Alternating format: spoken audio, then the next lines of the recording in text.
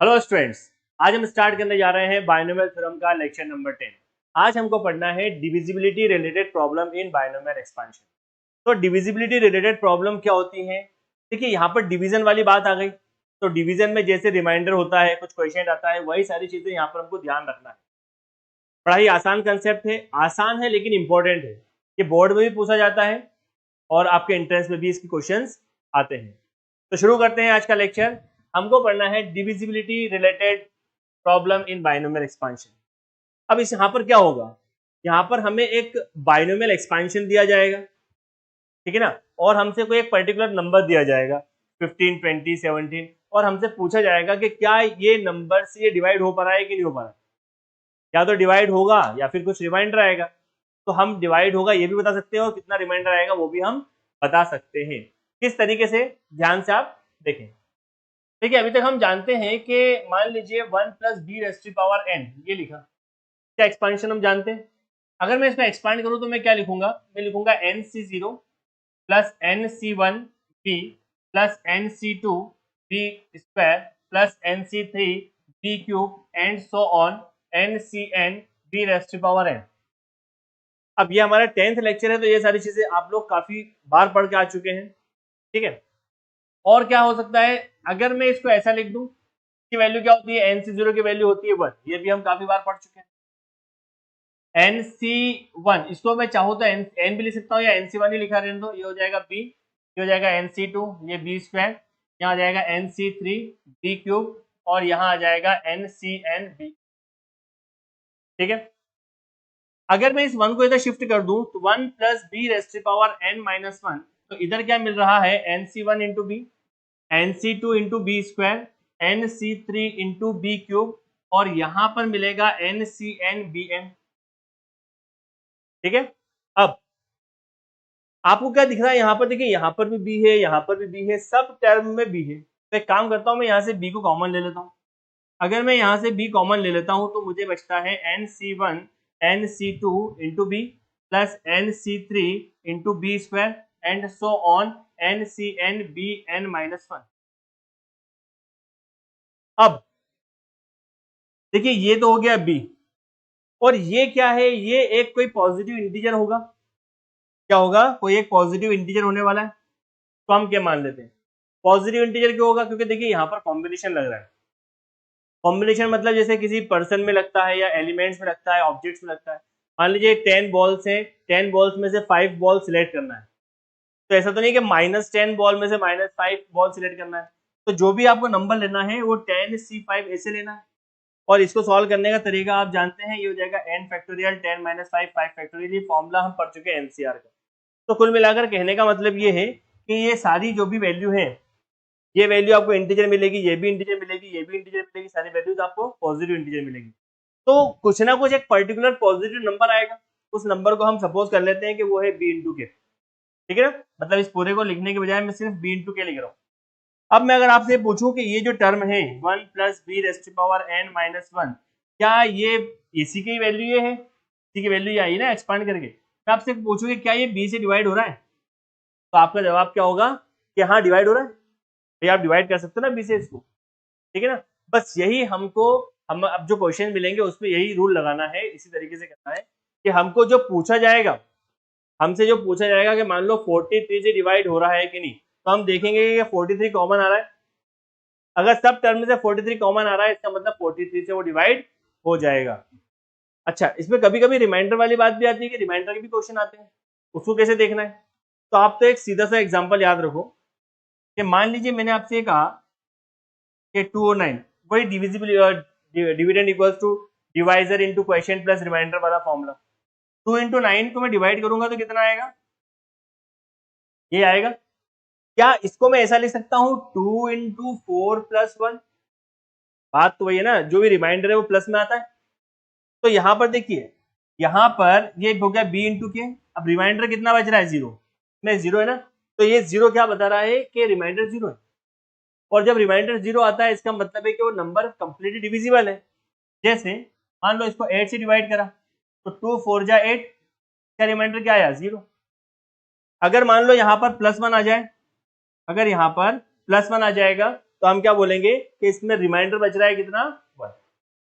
क्या बात आपको क्लियर हो रही है? तो हम हर क्वेश्चन में क्या करेंगे, इस तरीके से अरेंज करेंगे b इंटू के करके, फिर हम देखेंगे कि इसके बाद प्लस में कुछ बच रहा है या नहीं बच रहा है। नहीं बच रहा है मतलब 0, और 0 बच रहा है मतलब वो कंप्लीटली डिवाइड हो रहा है। तो मेरा यहाँ तक अंदाजा है, यहाँ तक आपको क्लियर हो गया होगा। बस यही हमको एक चीज देखना थी। अब हम यहाँ से क्वेश्चन शुरू करेंगे। तो इसको रब करें आप, सॉरी इसको नोट करें, रब तो मैं कर रहा हूँ, आप नोट करें, ठीक है। चलिए क्वेश्चन लेते हैं इसमें फर्स्ट क्वेश्चन। लो, बहुत गर्मी है भाई, आज गर्मी काफी है आज, ठीक है। तो मजा आ रहा है। क्वेश्चन लिखें आप, क्वेश्चन नोट करेंगे। चलो भाई क्वेश्चन लिख लो आप। हाँ, if n be a positive integer, then prove that 4 raised to the power n minus 3n minus 1 is divisible by 9। हमसे पूछा गया है कि क्या ये बाइनोमियल एक्सपेंशन जो है, ठीक है ना, ये डिवाइड हो रहा है या नहीं हो रहा है, ठीक है। तो ये एक एक्सपेंशन है, हमको बताना है कि 9 से डिवाइड हो रहा है कि नहीं हो रहा है। अब ध्यान से देखें आप किस तरीके से करना है। अब 9 से डिवाइड हो रहा है या नहीं हो रहा है, तो जैसे मैंने आपको बताया था उस तरीके से मैं पहले इसको बाइनोमियल में कन्वर्ट तो करें। अभी बाइनोमियल है क्या? अभी नहीं है, अभी तक पॉलिनोमियल टर्म है। बाइनोमियल में कन्वर्ट करेंगे।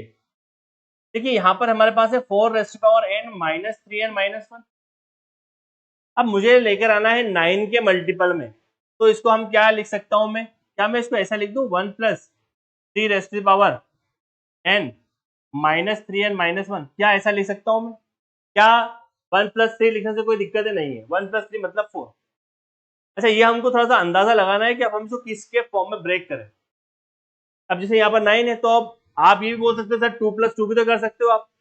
2 प्लस 2 भी तो 4 ही होगा, लेकिन 2 प्लस 2 में हम अब 2 इंटू 4 इंटू 8 में 9 का मल्टीपल नहीं आएगा। इसलिए हमको ऐसा नंबर लेना है जो कि मल्टीपल आ जाए 9 का। अब इसका एक्सपांशन हम जानते हैं, अभी मैंने बताया था 1 प्लस बी की पावर n। इसको आप क्या लिखेंगे? इसको आप लिखेंगे एन सी 0 1 प्लस यहाँ पर लिखेंगे आप एन सी 1 और यहाँ पर 3 इंटू प्लस यहाँ लिखेंगे आप N C 2 3 raise to power 2, N C 3 3 raise to power 3 and so on N C N 3 raise to power n। और यहाँ पर लिखा हुआ है माइनस 3n और यहाँ पर लिखा हुआ है माइनस 1, ठीक है भाई। ये मैंने बताया था ना एक्सपांड कैसे करना है, तो आप याद रखें N C 0 plus N C 1 B plus N C 2 B square plus N C 3 B cube and so on N C N B N, है ना। इस तरीके से हमने सॉल्व करा। अब एन सी 0 की वैल्यू कितनी होती है? 1। ये मैं काफी बार बता चुका हूं, अगर आपने प्रीवियस लेक्चर देखे तो आपको पता होगा कि एन सी 0 की वैल्यू कितनी होती है? 1। एन सी 1 की वैल्यू कितनी होती है? n होती है। तो ये हो गया 1, ये कितना हो गया? n। तो ये n और ये 3, तो मैं इसको लिख सकता हूँ 3n। भाई 3 आगे लिख लिया, n पीछे लिख लिया। यहाँ से आप इसको ऐसे रहने दो, 3c2 3 का स्क्वायर ऐसे रहने दो। यहाँ से आप इसको भी ऐसे रहने दें, 3 का cube plus dot dot dot, ये हो जाएगा N C N 3 raise to power n minus 3n minus 1। अब देखिए ये 3n से ये 3n कैंसिल हो रहा है, ये 1 से ये 1 कैंसिल हो रहा है, ठीक है, समझ में आ रहा है? क्या बच रहा है आपके पास में? एन सी 2 3 की पावर 2 प्लस एन सी 3 3 की पावर 3 प्लस एन सी 3 के बाद 4 3 raise to power 4 and so on, कहां तक? N C N 3 raise to power n, ठीक है, समझ में आ रहा है? नोट करें इसको, यहां पर ऊपर देखते हैं फिर हम इसको।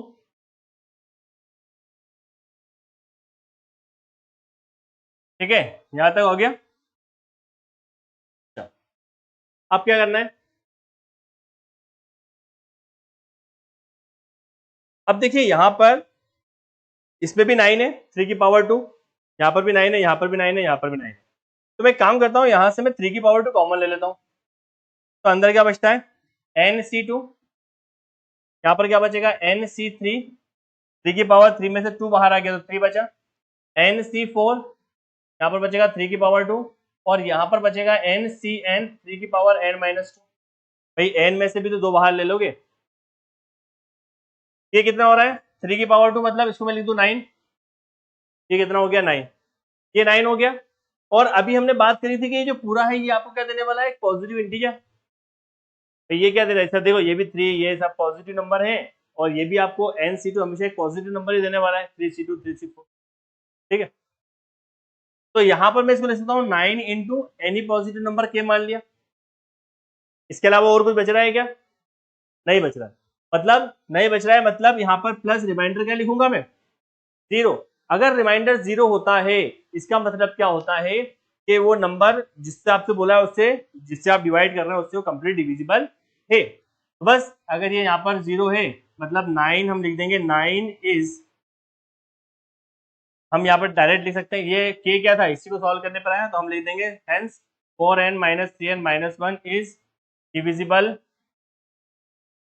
बाय 9, है ना भाई। इसी क्वेश्चन को सॉल्व करके हमने ये बनाया, ये 9 हो गया, 9 इंटू समथिंग, भाई 9 के मल्टीपल में मतलब 9 से डिवाइड हो सकता है। बस इस तरीके से क्वेश्चन, तो नोट करें इसको, फिर लेते हैं हम सेकंड क्वेश्चन। ठीक है, देखते हैं सेकंड क्वेश्चन जो है, prove that 11 rest power n plus 2 plus 12 rest power 2n plus 1 is divisible bye 133। क्या ये जो एक्सपेंशन है, क्या जो नंबर है ये 133 से डिवाइड हो रहा है, देखते हैं। करने का तरीका वही है कि हमें इसको थोड़ा सा एक्सपैंड करना है कि हम इसको 133 से बता सके डिवाइड हो रहा है या नहीं। तो इसको हम ऐसा लिख सकते हैं कि 11 rest power n into 11 rest power 2 लिख सकते हैं, प्लस यहाँ पर मैं इसको लिख सकता हूँ 12 रेस्ट पावर 2 n और 12 रेस्ट पावर 1, बेस सेम होती तो पावर ऐड होती। अब ये कितना हो जाएगा 11 रेस्ट पावर 2 मतलब 121 और यहाँ पर आ जाएगा into 11 rest power n, plus यहाँ पर देखिए इसको मैं ऐसा भी तो ले सकता हूँ, अंदर 2 को लेके आ जाता हूँ और यहाँ हो जाएगा 12। ठीक है, ये कितना हो जाएगा 121। अब इस 11 को ऐसे रहने देते हैं। ठीक है, इसको मुझे बताना है ये कितना हो जाएगा 144, ये हो जाएगा 144 रेस्ट पावर n इंटू 12। ठीक है, हमें बताना है कि 133 से डिवाइड हो रहा है या नहीं, तो इसको तो अभी आप रहने दें ऐसे ही 121 into 11 rest power n plus, समझ में आ रहा है ना, ये प्रोडक्ट में ये into 11 rest power n plus, अब 144 है, 144 को आपको ब्रेक करना है। अब देखिए ब्रेक आप इसको कितने भी तरीके से कर सकते हैं, लेकिन ऐसे दो नंबर आपको सिलेक्ट करना है जिसमें 133 का मल्टीपल आ जाए। तो वो नंबर मुझे ऐसा लग रहा है कि वहां पर हम अगर ऐसे लिख दें 1 प्लस 133 रेस्ट पावर n तो हमारा काम बन जाएगा। 133 प्लस 11 कितना हो जाएगा 144। देखिए एक बार फिर देखिए 144 को आप किसी भी दो नंबर में ब्रेक कर सकते हो, है ना, 140 प्लस 4 भी लिख सकते हो, लेकिन ऐसे नंबर लेना है जिसमें 133 का आपको मल्टीपल मिले ताकि हम उसको बता सके कि हाँ ये डिवाइड हो रहा है। ठीक है, अब यहाँ पर इसको तो अभी ऐसे रहने देते हैं 11 रेस्ट पावर n प्लस, अब यहाँ पर फिर हम वो सीरीज लगाएंगे कौन सी, x plus Y raised power n, और ये क्या होती है nc0 x रेस्ट पावर 0 या x rest power n y rest power 0 nc1 x rest power 1 n minus 1 y rest power 1 and so on ncn x rest power n और x rest power 0 और y rest power n। ठीक है ना, general जो हम expansion करते हैं, तो इसको मैं लिख सकता हूँ 11c0 sorry nc0 11 rest power n और 133 rest power 0 plus nc1 11 rest power n minus 1 और यहाँ आ जाएगा 133, यहाँ आ जाएगा nc2 11 rest power n minus 2 और यहाँ आ जाएगा 133 पावर 2 एंड सो ऑन, यहाँ आ जाएगा ncn 11 रेस्ट पावर 0 और 133 रेस्ट पावर n। क्या यहाँ तक समझ में आ रहा है, क्या यहाँ तक समझ में आ रहा है। अब क्या करना है, देखिए ये कितना हो जाएगा 121 into 11 rest power n, nc0 की वैल्यू क्या होती है 1, nc0 की वैल्यू क्या होती है 1, ये 1 हो गया, ये कितना हो गया आपके पास 11 रेस्ट पावर n, 133 की पावर ये 0 है किसी भी टर्म की पावर 0 कितना होता है 1, तो ये भी 1, ये भी 1, यहाँ पर कितना हो गया 11 रेस्ट पावर n बचा। NC1 को आप क्या लिख सकते हो, n भी लिख सकते हो, ठीक है ना।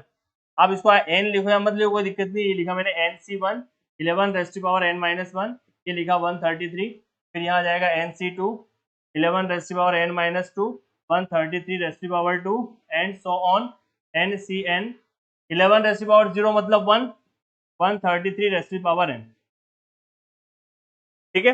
अब देखिए यहाँ पर भी 11 रेस्ट पावर n है, यहाँ पर भी 11 रेस्ट पावर n है ना, तो दोनों ऐड हो सकते हैं, तो 121 और अच्छा यहाँ पर सॉरी यहाँ पर आपको ये ध्यान रखना है कि यहाँ पर आपके पास 12 भी तो है, यहाँ पर आपके पास प्रोडक्ट में 12 भी है, तो 12 अगर है तो 12 का मल्टीप्लाई भी तो होगा, तो 12 का मल्टीप्लाई भी तो होगा, तो यहाँ पर आप जब मल्टीप्लाई करा तो ये NC0 ये हो जाएगा आपके पास NC0 11 rest power n into 12, ठीक है, और यहाँ पर भी आ जाएगा 12, यहाँ पर भी आ जाएगा 12 और यहाँ पर भी आ जाएगा 12 इंटू, ठीक है।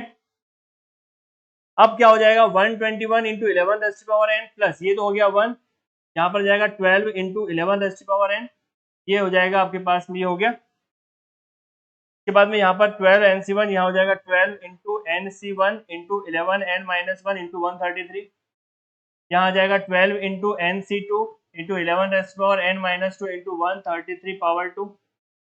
क्या समझ में आ रहा है, कोई कंफ्यूजन तो नहीं है। NCN की वैल्यू चाहो तो 1 लिख लो और ये हो जाएगा 133 की पावर n, NCN कितना होता है 1। क्या यहाँ तक समझ में आया, एक स्टेप और हो जाएगी नीचे यहाँ पर। अब देखिए यहाँ पर भी 11 रेस्ट पावर n, यहाँ पर भी 11 रेस्ट पावर n, ये 121 और ये 12 कितना हो रहा है 133 into 11 rest power n plus यहाँ पर भी 133 है, तो इसको मैं लिखूंगा 12 into NC1 11 rest power n minus 1 into 133 plus यहाँ पर लिखूंगा मैं 12 into NC2 11 rest power n minus 2 और 133 पावर 2 एंड सो ऑन, यहाँ आ जाएगा 12 इंटू 133 और पावर n, ठीक है। एक बार फिर से बता दो आप लोगों को समझ में आ रहा है। देखिए क्वेश्चन थोड़ा सा लेंथी जा रहा है लेकिन है आसान, क्वेश्चन थोड़ा सा लेंथी जा रहा है लेकिन है आसान। सबसे पहले क्या करा, हमसे कहा था कि क्या ये 133 से डिवाइड हो रहा है, तो हमने कहा कि देख लेते हैं। हमने इसको पहले इस तरीके से अलग अलग करा, फिर हमने 121 नीचे 121 हो गया, ये 144 हो गया, फिर इसको हमने ब्रेक करा। ब्रेक करने में एक बात का ध्यान रखना है कि आपको ऐसे नंबर में ब्रेक करना है जो उसका मल्टीपल मिले, जैसे 133 है। अब आप अगर इसको 140 प्लस 4 करोगे तब भी 144 तो बनेगा, लेकिन हमें चाहिए 133 का मल्टीपल, तभी तो हम बता पाएंगे डिवाइड हो रहा है कि। तो उसके लिए हमने उसको लिखा कि 133 प्लस 11 हो गया ना 144 इंटू 12। फिर यहाँ पर हमने इस सीरीज को एक्सपांड करा, एक्सपांड करने पर ये आया इंटू में 12 है। अब इस 12 का अंदर मल्टीप्लाई करा है ना, तो ये NC0 11 ये सब में 12 का मल्टीप्लाई कर दिया 133 की पावर 0 1, इसलिए यहाँ पे लिखा नहीं। फिर यहाँ पर भी 12 आ गया, यहाँ पर भी 12 आ गया, वहां पर भी 12। अब ये तो सेम है, अभी देखिए ये 1 हो गया, NC0 की वैल्यू 1, तो यहाँ पर बचा 12 इंटू 11 की पावर n, यहाँ पर 12 NC1, बाकी सब मैंने सेम लिख दिया, बाकी सब सेम लिख दिया। अब नीचे देखिए यहाँ पर भी 11 की पावर n, यहाँ पर भी 11 की पावर n, दोनों ऐड हो जाएंगी, तो 121 और 12 कितना हो जाएगा 133, बाकी सब टर्म मैंने सेम लिखी। अब देखते हैं यहाँ पर, अब देखते हैं हम यहाँ पर, अब क्या करेंगे, आप भी करें बेटा आगे, अब तो हो गया बस। हाँ अब देखिए यहाँ पर भी 133 है, यहाँ पर भी 133 है, यहाँ पर भी 133 है, सब में 133 है, तो मैंने 133 टर्म को कॉमन ले लिया। यहाँ पर मुझे मिलता है 11 रेस्ट पावर n, यहाँ पर मुझे मिलता है 12 into NC1 into 11 rest power n minus 1, फिर यहाँ पर मुझे मिलता है 12 into NC2 11 rest power n minus 2 और यहाँ पर मिलता है 133 power 1 plus and so on, और यहाँ पर मिलता है 12 इंटू 133 पावर n माइनस 1, ठीक है। क्या बात समझ में आ रही, ठीक है ना। यहाँ पर से 133 लिया तो यहाँ पर पावर 2 होगी, ये 0 हो गया 133 यहाँ पे, अच्छा ये इसको ऐड करने पे 13 है, 133 हो गया, ठीक है। कोई दिक्कत नहीं, ठीक है। तो ये हमको मिलता है। अब मैंने आपसे कहा है कि देखिए ये 133 हो गया, और ये आपको क्या देने वाला है, यहाँ से यहाँ तक एक पॉजिटिव इंटीजर, एक पॉजिटिव इंटीजर देने वाला है, क्योंकि देखिए इसके आगे कुछ है नहीं, प्लस माइनस कुछ भी नहीं है, एक ब्रैकेट है। मतलब हम इसको कंसिडर कर लेते हैं इंटू के कर लेते हैं, मतलब प्लस में कुछ नहीं है, मतलब क्या है, जीरो। भाई इसके आगे कुछ है क्या, कुछ नहीं है, मतलब हम मान लेते हैं जीरो। और ये मैं पहले ही बता चुका हूँ कि अगर प्लस जीरो है मतलब इसका रिमाइंडर कितना है, रिमाइंडर कितना है, जीरो। और जिसका रिमाइंडर जीरो होता है मतलब वो उसे कंप्लीटली डिविजिबल होता है। तो हम यहाँ पर क्या कह सकते हैं कि 133 से ये कंप्लीटली डिविजिबल है, बस ये आपको ध्यान रखना है।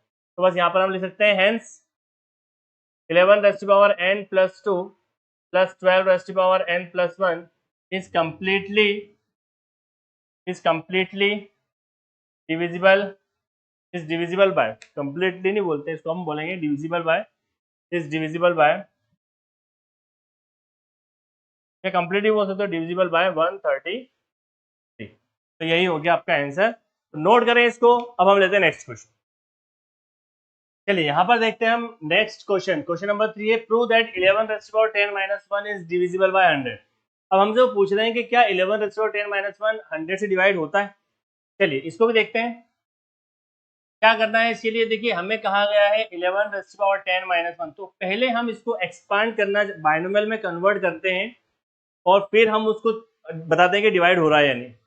तो इसको मैं क्या लिखूंगा, क्या मैं इसको 1 + 10 की टर्म में लिख दूं, लिख सकता हूं। देखिए एक बार फिर वही सवाल आता है लोगों के जहन में कि भाई 11 है तो 11 को क्यों 2 + 9 क्यों नहीं लिखा, 2 + 9 क्यों नहीं लिखा। देखिए जो उसके नजदीक होगा और उससे डिवाइड होगा वो हम टर्म लेते हैं। तो यहाँ पर 1 + 10 है ना, 1 + 10 है, तो हम इसको इस तरीके से लिख सकते हैं। अब यहाँ पर मैं इसको कैसे लिख सकता हूँ, nc0, फिर 10 की पावर 0, फिर 10c1 10, फिर 10c2 10 square, 10c3 10 cube and so on 10c10 और 10 रेज़ टू पावर 10 -1। ये तो बड़ा आसान है, तो कोई दिक्कत नहीं है। 10c0 की वैल्यू 1 हो गई, 10c1 की वैल्यू 10 हो गई, 10 × 10 प्लस 10c2, यहाँ पर जाएगा 10 की पावर 2, यहाँ जाएगा 10c3 10 रेज़ टू पावर 3, और यहाँ जाएगा 10c10, 10c10 की वैल्यू 1 होती है, 10c10 1, यह हो जाएगा 10 की पावर 10 -1। देखिए ये 1 और ये 1 कैंसिल हो गया, ये 1 और ये 1 कैंसिल हो गया, तो यहाँ से क्या बचता है आपके पास, देखिए 10 की पावर 2, 10 की power 2 plus 10c2 10 raise to power 2 plus 10c3 10 raise to power 3 and so on 10 raise to power 10। अब हमें क्या बताना है, 100 से डिवाइड हो रहा है कि नहीं, है ना। तो यहाँ से अगर मैं 100 कॉमन ले लूँ, मतलब 10 की पावर 2 कॉमन ले लूँ, तो मुझे क्या मिलता है यहाँ पर 1 + 10c2 + 10c3 × 10 plus and so on, और यहाँ पर मिलेगा मुझे 10 रेज़ टू पावर 8, क्योंकि आपने 2 बाहर ले लिया। तो ये कितना हो जाएगा, 10 की पावर 2 मतलब 100। क्या यहाँ पर कोई बच रहा है, प्लस में कोई बच रहा है क्या, नहीं बच रहा है। मतलब ये आपको क्या देने वाला है, एक पॉजिटिव इंटीजर, मतलब इंटू के, और इंटू के प्लस यहाँ पर क्या है, जीरो, मतलब रिमाइंडर जीरो, और रिमाइंडर जीरो का मतलब क्या हो गया कि ये जो पूरा नंबर है ये 100 से डिवाइड होगा। तो हम यहाँ पर लिख लेते हैं hence 11 raise to power 10 -1 is divisible by 100। ठीक है, तो नोट करें इसको। अगला क्वेश्चन लेते हैं रिमाइंडर पे बेस्ड, उसमें कुछ देखते हैं हम रिमाइंडर वाला क्वेश्चन क्या होता है। नोट करें इसको। यहाँ पर देखते हैं question number 4, find the remainder when 7 raise to power 98 is divided by 5। अब हमसे कह रहे हैं कि अगर हम इस नंबर को 7 रेज़ टू पावर 98 को 5 से डिवाइड करेंगे तो रिमाइंडर क्या बचेगा, बचेगा नहीं बचेगा, या क्या बचेगा। तो शुरू करते हैं, क्या करना चाहिए इसमें। ठीक है, सबसे पहले यहाँ पर 98 है, तो इसको हमें ये करना है कि जो बाइनोमियल की हमारी टर्म बनेगी वो ऐसी टर्म बने जिसमें 5 का मल्टीपल आए। ठीक है ना। अब इसमें हम क्या करें, इसमें हमको क्या करना चाहिए। अब देखिए या तो आप इसको ऐसा लिखेंगे 5 + 2 लिख दें, लेकिन वो जो देखिए या तो आप इसको लिख सकते हैं 5 + 2, तो इसमें भी कोई दिक्कत नहीं है, इससे भी आ जाएगा। लेकिन यहाँ पर ये जो 2 है ये थोड़ी सी प्रॉब्लम क्रिएट करेगा, हमें हर जगह इसको लिखना होगा। अब क्या करें, तो इससे बचने के लिए हमारे पास वो तरीके हैं, पहले तो इस पावर को थोड़ा छोटा कर लो ताकि आसान हो जाए। तो क्या मैं इसको ऐसा लिख सकता हूँ 7⁻², और यहाँ पर 9, यहाँ पर आ जाएगा 49।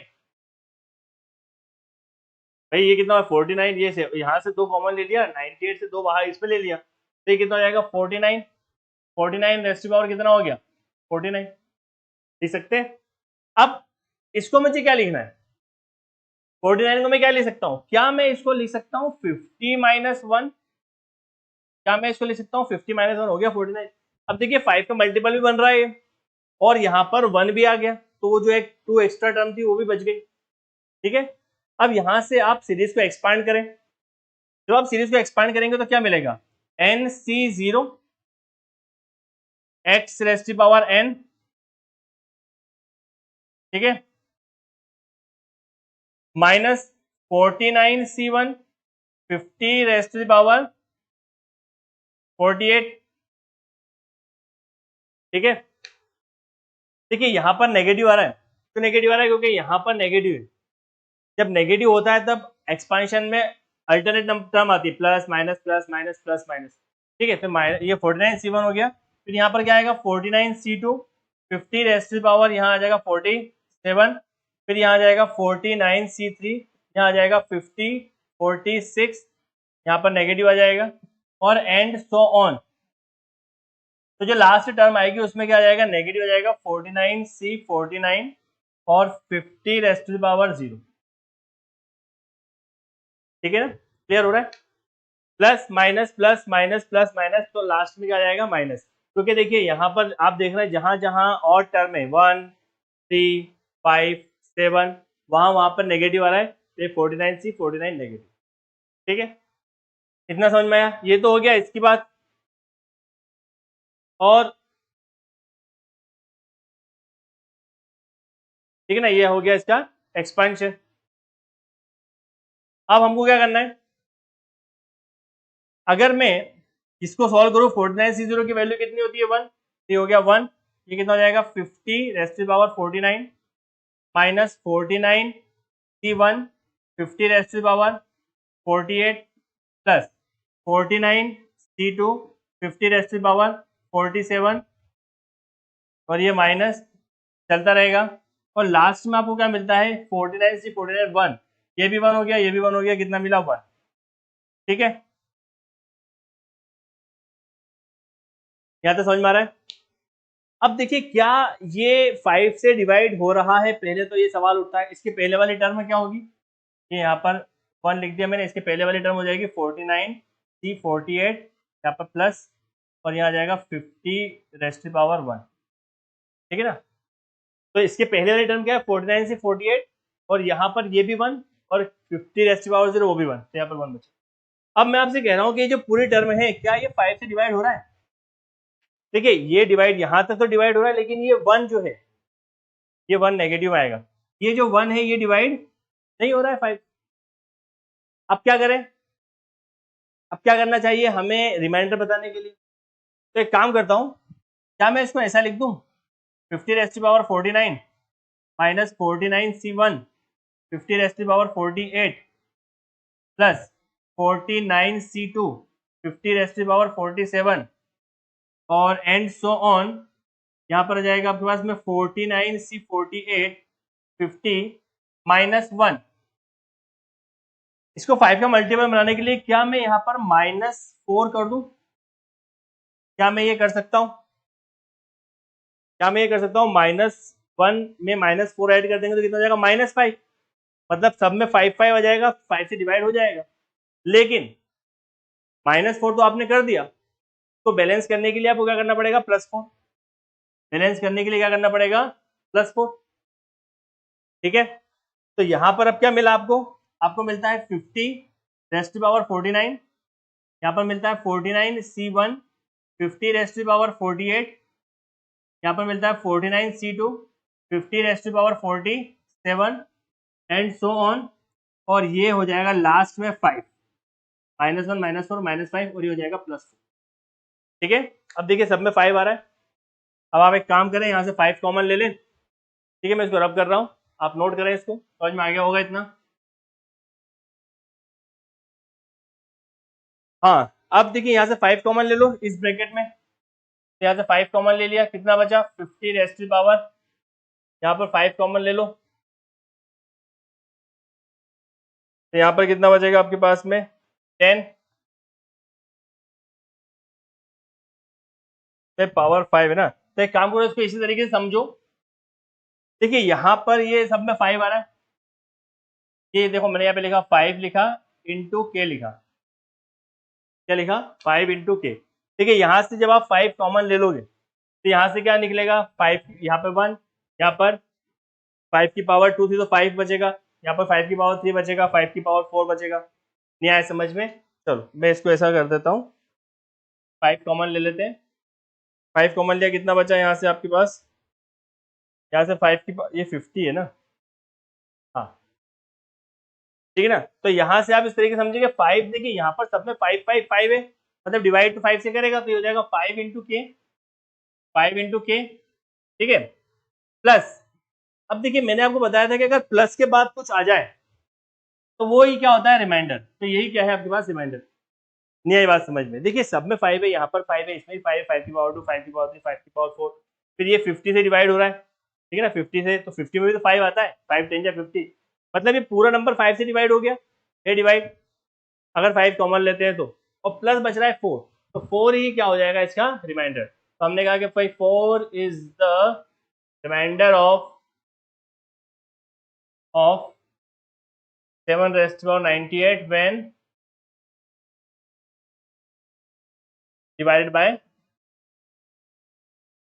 5, ठीक है ना। तो इस तरीके से हम इस क्वेश्चन को कर सकते हैं। तो नोट करें इसको, फिर लेते हैं हम नेक्स्ट। अच्छा इसमें अब जो अगले क्वेश्चन लेंगे उसके लिए हमें कुछ 2-3 कंडीशन पता होनी चाहिए, है ना, वो भी क्वेश्चन बड़े आसान है और एंट्रेंस में वो पूछे जाते हैं। तो अब आगे बढ़ते हैं उसके लिए कंसेप्ट के लिए, नोट करें इसको। चलिए यहाँ पर देखते हैं हम, देखिए यहाँ पर हमें एक नया कंसेप्ट देखना है। कंसेप्ट क्या देखना है उससे रिलेटेड, देखिए divisibility of a raise to power n plus minus b raise to power n by a plus minus b, मतलब अगर प्लस में हो या माइनस में हो तो प्लस या माइनस से कंप्लीटली डिवाइड कब होगा, हम डायरेक्ट उसको देख के कैसे बता सकते हैं। तो आपको यहाँ पर 2-3 पॉइंट याद रखना है, सिर्फ 2-3 बातें याद रखना है, बड़ा आसान हो जाएगा अगर आप ये पॉइंट याद रखेंगे। a b और n नेचुरल नंबर होने चाहिए, पहली बात। दूसरी बात ये है कि अगर आपके पास इस तरीके से ब्रैकेट बनता है a raise to power n minus b raise to power n, यहाँ अगर नेगेटिव आता और अगर n इवन है तो फिर a माइनस बी, मतलब ये जो है a माइनस बी जो भी नंबर होगा a माइनस बी से वो कंप्लीट डिवाइड हो जाएगा, याद रखना, ठीक है। और अगर n ऑड है, अगर n ऑड आ जाता है और अगर a raise to power n minus b raise to power है तो भी वो डिवाइड किससे हो जाएगा a माइनस बी से, ठीक है। मतलब इवन हो या ऑड हो तो इन दोनों से डिवाइड किससे हो जाएगा a माइनस बी से। अगर n ऑड है और अगर यहाँ पर power a raise to power n plus b raise to power n है, प्लस है यहाँ, तो उसमें जो डिविजिबल जो हो गया वो किससे हो जाएगा a प्लस बी से, ठीक है। तो अब इसे हम देखते हैं, इसकी एप्लीकेशन देखते हैं क्वेश्चन में। देखिए क्वेश्चन है हमारे पास 1 रेज़ पावर 2013 और 2 रेज़ पावर 2013, ये हमसे क्वेश्चन दिया हुआ है, हमसे कहा है कि क्या ये डिविजिबल हो रहा है 2013 से, ठीक है। चलिए तो इसको थोड़ा सा हम पहले सिंप्लीफाई कर लेते हैं लिखने के लिए। क्या मैं इसको ऐसा लिख लूँ 1 रेज़ टू पावर 2013 प्लस इसको इसके साथ लिख लेता हूँ, जाएगा 2013, हो जाएगा 2013 प्लस 2012, यहाँ पर मैं लिख लेता हूँ 2 रेज़ टू पावर 2013 के पहले क्या है 2011 2013। इस तरीके से चलते चलते एक मुकाम पर यहाँ पर क्या आ जाएगा 1005 रेज़ टू पावर 2013 और यहाँ आ जाएगा 1006 2 रेज़ टू पावर 30, ठीक है ना। कितना लेके आना है 2013, ये कितना हो जाएगा आपके पास में, यहाँ पर 6 ले लो और यहाँ पर 7 ले लो, ठीक है ना। देखो ना 6 और 7 13 और ये कितना है 2013, ठीक है। अब आपको क्या दिख रहा है, देखिए हर ब्रैकेट आपको क्या दे रहा है, ये a plus B raise to power दोनों n है, देखो यहाँ पर क्या लिखा है a प्लस बी, यहाँ पर भी n और यहाँ पर भी n, ठीक है। सब में हर ब्रैकेट आपको क्या क्या दे रहा है, हर ब्रैकेट में यही कहानी है। अब हम देखते हैं कि अगर a n plus B n होगा, ठीक है ना। अगर ए एन और बी एन है, यहाँ पर एंड क्या है, ऑड है। देखिए एन क्या है, यहाँ पर हर जगह एन ऑड है और बीच में साइन क्या है, प्लस है। तो ये किससे डिवाइड हो जाएगा, is divisible by A plus B. तो ये किससे डिवाइड हो रहा है, ए प्लस बी। अब ए यहाँ पर क्या है, 1 और यहाँ पर ये, तो यहाँ पर क्या हो जाएगा, ए प्लस बी वो कितना हो जाएगा, 1 प्लस 2013 मतलब 2012 मतलब 2013। किसी भी टर्म को देख लो आप, इसमें इन दोनों को ऐड करके देख लो, इसमें इन दोनों को ऐड करके देख लो। तो बस इससे ये इस रिलेशन को याद रखने का ये फायदा है, इतनी आसानी से हमने इस क्वेश्चन को बना दिया। बस लास्ट में लिख लो, hence 2013 is, hence prove that कर दो, या फिर लिख लो कि भाई ये पूरी टर्म लिख दो, हेंस प्रूव दैट लिख देता हूं मैं, प्रूव दैट। समझ में आ गया होगा आप लोगों को क्या करना है, ठीक है ना। तो आपको ये रिजल्ट याद अगर होगा तो ये क्वेश्चन आपको बहुत आसानी से बनना है। सिर्फ 3 रिजल्ट याद रखना है।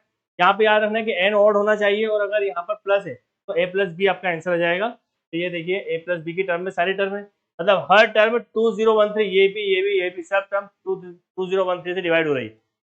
तो नोट करें इसको। अब लेते हैं हम नेक्स्ट क्वेश्चन। यहाँ पर क्वेश्चन देखते हैं, क्वेश्चन नंबर 6 हमसे कहता है कि 1992 रेस्ट पावर 1998, फिर 1955 1998, यहाँ पर 1938 1998 और 1901 9998।